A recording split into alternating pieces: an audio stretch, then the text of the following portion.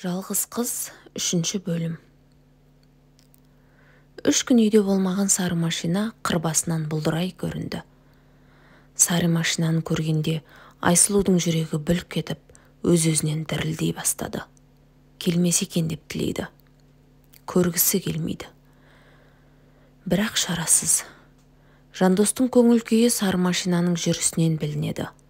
Сары машина шаңын будақтатып, 4 дөңгелегі 4 жаққа шашылып кетерде атой салып тоқтаса, иесі көліктен түтігіп түседі.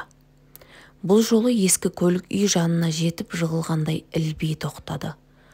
Жандос та сүлкіні түсіп сүмірейіп шықты.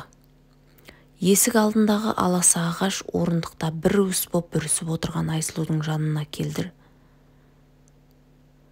Әйелінің әрі қашқан бетіне қарап: «Айсұлу, жаман адам екенімді білем. Маған қарашы, қандай бақытсызбын», деді кенет. Айсұлу бос құтыға теңеп, жек көріп жүрген адамына мұндай сөз күтпей аңтарылып отырылып қалды. Әкем қайтқалы үйден береке кетті. Жарықтық әкем барда бақытты, дәулетті едік. Өмір бір айналдырса, шыр айналдырады екен. Жығылғанға жұдырық болып, тұралатып тастайды екен. Тағдыр деген осы. Жандос өз әйелің тірі тұрғанда мен әкеліп, оны тірілей қорлағанын қалай? Оның көз жасы, қарғысы сені бақытты қылар деймісің? Айсұлудың үні мұрын астынан мәңгірлей шықты. Тыңдашы. Ол кезінде ойнап жасап, қазір соның азабын тартып жатқан адам. Оның маған деген сезімі болған емес. Дәулетіме қызығып шыққан. Байлықтың бәрі бір күнде көкке ұшып кетті. Қолдың кір емес пе?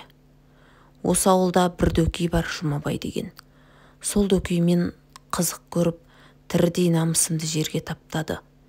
Кезінде сондай сұлу, адуынды, өткір әйелі болатын. Мен байғұс амалым қалмай ішкілікке салындым. Бір күні ішіп келіп әйелімді өлімшетіп сабадым.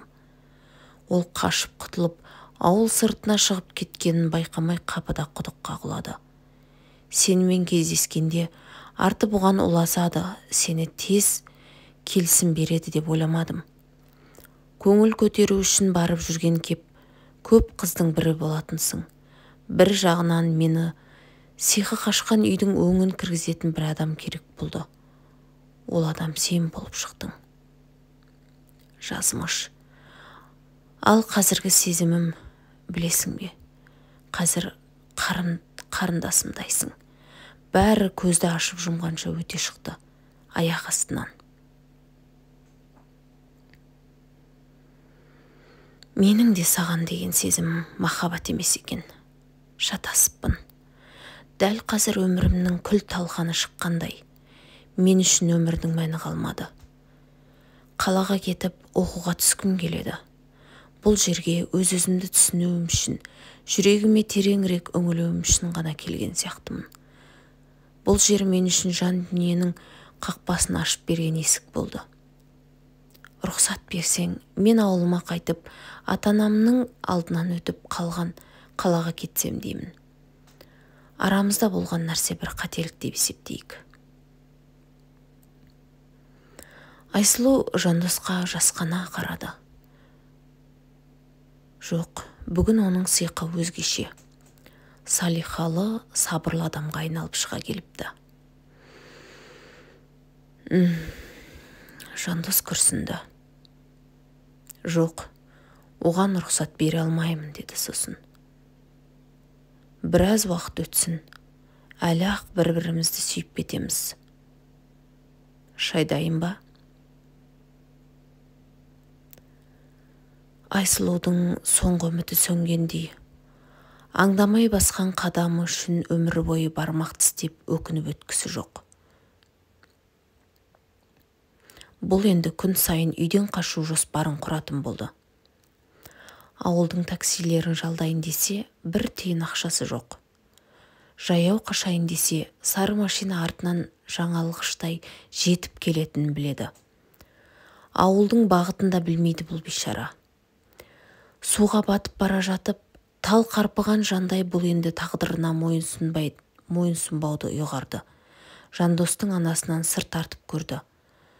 Бұның ауылы мен осы ауылдың арасынан 2 ауыл бөліп жатыр екен. 4 сағаттық жер. Арман болған 4 сағаттық жер.